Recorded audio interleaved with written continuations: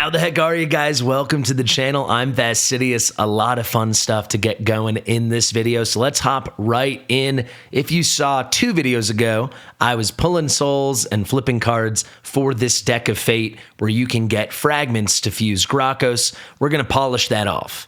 I have been farming pretty freaking hard on this account, my main account here, and we're ready, man. I got 10,000 more points. There are 10 cards to flip. We're cooking with gas. After that, I want to dive into Gracchos' kit just a bit because I think some people are completely underrating him, and I don't understand why. If you know why, after I break him down, if you still disagree with me and you still think he's meh, let me know your thoughts in the comments. I'd love to chat about it. And then finally, I want to talk about the champ chase coming this weekend and my plans for it.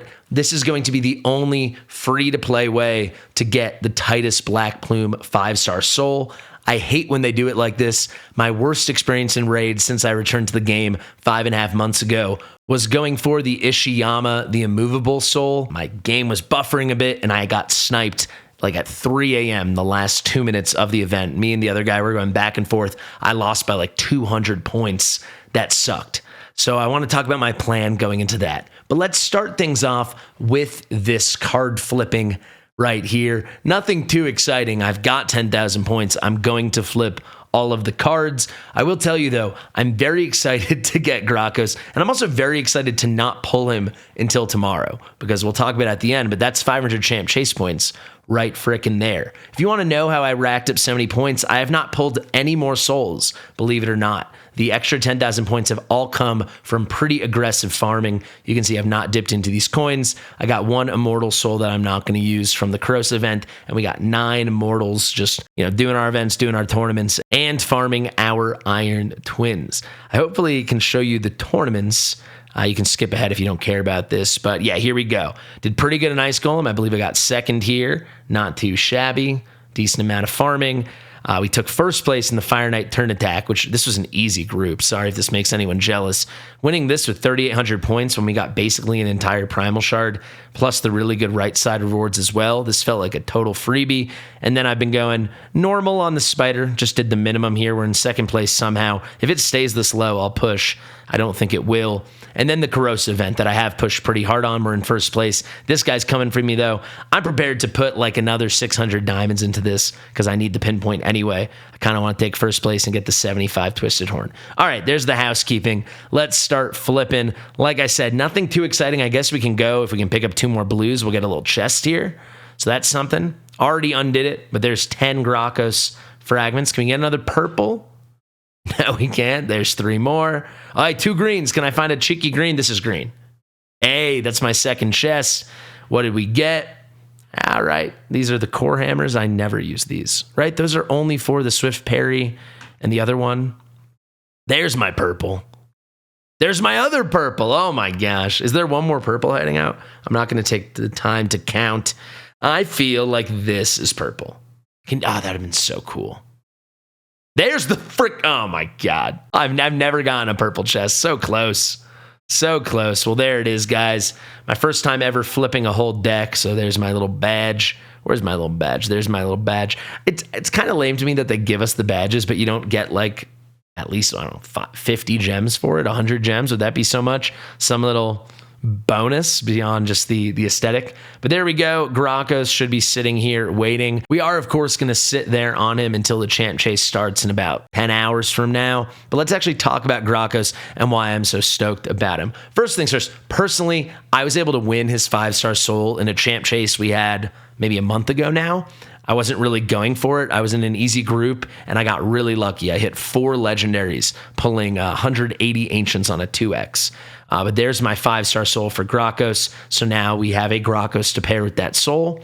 That feels pretty dang good. But on top of that, I really don't know where anyone can be getting off calling him meh. Like we all love Ugo, right? Don't we all think she's just amazing? He's just like legendary Ugo. He's got better stats. He has the exact same A2, just slightly better, very slightly, but slightly better than Ugo. And then he has a really nice A1, a really nice A3, and a very interesting, unique passive. And because it's unique, it can stack with other similar passives. So let's start with that A2. Let me just start with Ugo. I know she's an epic, but the reason Ugo gets all the gas, she gets all the hype, everyone loves her, she's like heavily featured on new player promo codes and stuff like that, and she's very sought out and considered one of the best in the game, is just because of this move, man. It's as simple as that. This is exactly what Gracchos does. It is a single hitter with a 100% chance to land an AoE decreased defense, and then a 75% chance to land an AoE block buffs. This chance goes up for every living enemy. So if there are 5 enemies, it becomes a 100% chance. In arena, where there are 4 enemies, it becomes a 95% chance. Throw on sniper, it's basically 100, but it's just a slightly worse version than what Gracchos does. So if we go back to Gracchos now, the Grok guy, Mr. Turn Drake, you're going to see he's got a similar move, though it's slightly better. With full skill ups, on his A2 color of the week, it is a double hitter, and with full skill ups, the first hit is going to have a 100% chance of placing that AoE decreased defense debuff on all enemies for 2 turns, just like Ugo. 100% chance, AoE decreased defense. Additionally, if the target has less than 50% HP, the hit will ignore 25% of defense. That is also true of the second hit. Additionally, again, if the target has less than 50% HP, it will ignore 25% of resistance. Same with the second hit as well. So it's just a 100% chance, slightly easier to build the accuracy if you're planning for a contingency that the enemy has less than 50% HP. You're not going to do that, but it's just a nice little bonus. And then he ignores the defense. This skill is a pretty average hitting AoE skill for an HP nuker. Not that I would exactly call Gracchos a nuker. He's really a debuffer with like a little DPS upside and then just some really nice support.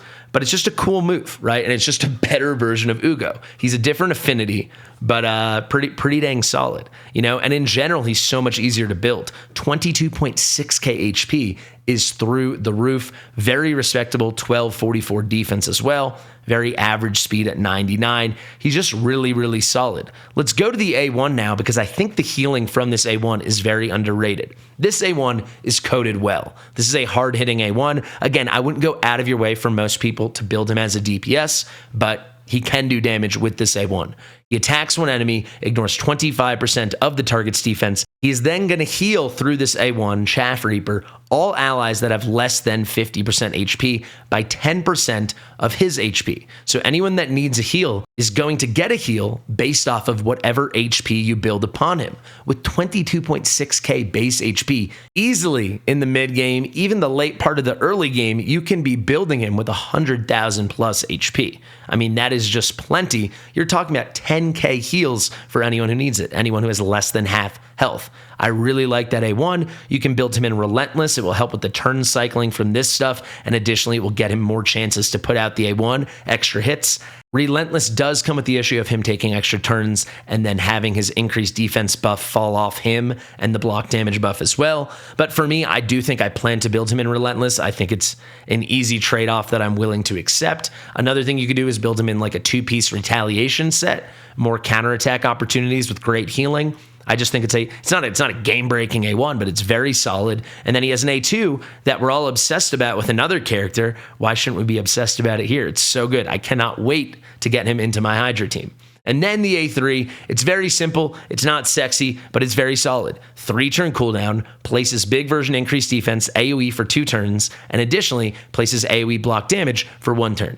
The 1 turn on the block damage, it does take it down a notch. If it was 2 turns, I think he would be getting a lot more of the deserved type. But even as it stands, just think of it as an increased defense on the A3 on a 3-turn cooldown. It's a fine move. It's nothing special. And then it has the extra bonus of block damage. And certainly there's certain content you could tune him, and then this becomes a lot more than just an extra bonus. It can become a key feature. The final thing though, this passive, it has a unique mechanism when it comes to both damage escalation for outgoing damage by him and his allies, and then damage mitigation for incoming damage that is hitting Gracchos and his allies. So with this passive, Ferocious Ambition, if any ally has more than half HP, more than 50% HP, and they're under any buffs placed by Gracchos, so either the increased defense or the block damage, that ally will deal 10% more damage. And that increased damage will stack with other allies you might have that have passives that increase damage. It's just a good, cool mechanic to bring to the table.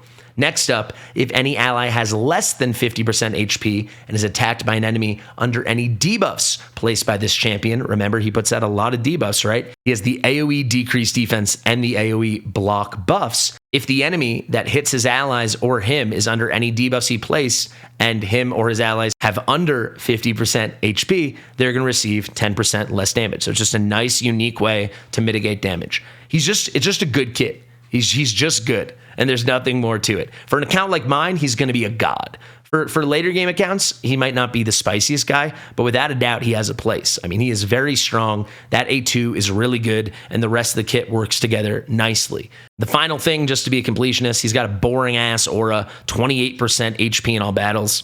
If you need an aura and you don't have anyone else, it's fine. To take it home with me, he's going to help a lot in Hydra, and he's going to help a lot in Demon Spawn Faction Wars, which is one of the only faction crypts I have left, so I'm just very excited. I'm not going to pull him today, though. I'm not that excited. I am going to wait for the Champ Chase. At the time of filming this, the Champ Chase is not yet live. When this video comes out, it will be. But you can see in just about 8 hours, we're going to get this Champ Chase, and this is how you can win free to play the 5-star Perfect Soul for Titus Blackplume. I've been all over this fusion. I'm really excited to get him. I would love the soul, and I just hate when they do stuff like this because it totally comes down to what kind of group are you in. So there's two things I've prepared, well, a few things, but two main things I want to touch on, and then we'll wrap the video up. One is this Champ Chase starts in 7 hours and 58 minutes. I do not know how this works. By the time this video comes out, I will know how it works. You can see I have 260 Prism Crystals, which will round down to 240 because one summon costs 40, and this ends in 7 hours, 58, now 57 minutes. It's ending the exact same time that the Champ Chase is starting. If I do not pull my prison summons before it ends, the game will auto pull them for me when the time runs out. And when that time runs out, it's exactly when the Champ Chase is starting. I don't know if that will be counted towards my Champ Chase points. I have 6 pulls here, right? 40 a summon. We're rounding this down to 240. So at a minimum, even if I hit all epic, that would be 1,500 points. I really want those points. I'm going to just wait and, let the clock run out and see when it gets sent to my inbox how that goes. If that's sending to the inbox, the Champ Chase is already open and it counts the points, I will report back and let you know. Maybe I'll even pin it in the comments below. I won't pin it, but maybe I'll comment it in the comments below. But that's the one thing I have planned. The other thing is we are getting a 2x rate up on Sacred Shards. You can see I got 10 of these bad boys, and I did just hit level 77, and I got offered a pack. That was 5 Sacreds for $40, which I did buy, which brings my July spending already to $120. I only have $37 left this month. I had $7 rollover from last month. We'll have a big finance update video in the next week or so. But you can see I got 5 more here, so that brings me to 15 Sacred Shards. This could go really well and really help with the Champ Chase, or it could go really poorly. On top of that 2x on Sacred Shards, there's also a 10x on the new event guy, the new event Sylvan Watcher. What is his name? Balar the Lost. I don't think he's unbelievable, but again, kind of like Gracchos, for my account, he's filling a role I need filled. I don't have any poison activators. I really don't have anyone like him. I'm not dying for more Sylvans right now, but it's hard to get good DPS in the Sylvan Watchers, and he is certainly that. So I would like to pick him up, though I'm not going to be upset if we don't pick him up. All in all, it's a tight spot. I think if those prisms count, and I start with 1,500 points, of course I'm going to be summoning Gracchos as well. That is another 500 points. That'd bring me to 2,000. And that 1,500 is assuming I don't pull any legendaries from the prisms. I'm also going to be summoning 3 Goms. If you've been saving your Goms for the Titus Blackplume fusion, 3 copies of that are going to be 350 each. So that's 1,050 points, right? Because they're void epics. So we already would be in a good spot. And then, of course, if those Sacreds go well, I could easily be, 5,000-6,000 points if everything goes really nicely. I have some other things I could fuse as well, but we'll just have to see. It's as simple as that. We'll just have to see. It's too bad about Mithrala and Yannica. But yeah, let me know in the comment section below if you guys are going for this and if you're also frustrated, because there's a world I'm in an easy group and 5,000 takes it by 2,000 points. But there's another world where, someone just comes out and puts up 9,000 points, and then I probably sit on my hands. So I'm probably going to wait and see for like that first day before I start pulling. But I really hope I get an easy group. We will have to see. Actually, one last thing I want to say. I think it's ridiculous that I know I'm going to get an easier group than some of you guys who have been playing for a while, are level 100, maybe big spenders. And I also know I'm going to be in a harder group than some of you guys that are lower level or full free to play, stuff like that. So I hate the way these gacha games do it, and it's not actually random. Maybe it will benefit me here because I'm in such a good position with 15 sacreds, but maybe not. So we're going to have to wait and see. Thank you guys so much for watching. I'm really excited that I was able to flip all the cards. Never done that ever in Raid, so that was a cool first. I appreciate the support. If you have any suggestions for my videos, let me know in the comment section below. Thank you to Mitchell for editing this video. And of course, to wrap it up, if you're not yet playing Raid Shadow Legends, or you want to start over, or you want to start a new account, use my link in the description and the top pinned comment. It is the best link in the land, and this is one of the last times you're going to hear me promoting it because I have a new link coming out in just a couple days. Thank you, share with your mother, and I'll see you real soon. Bye.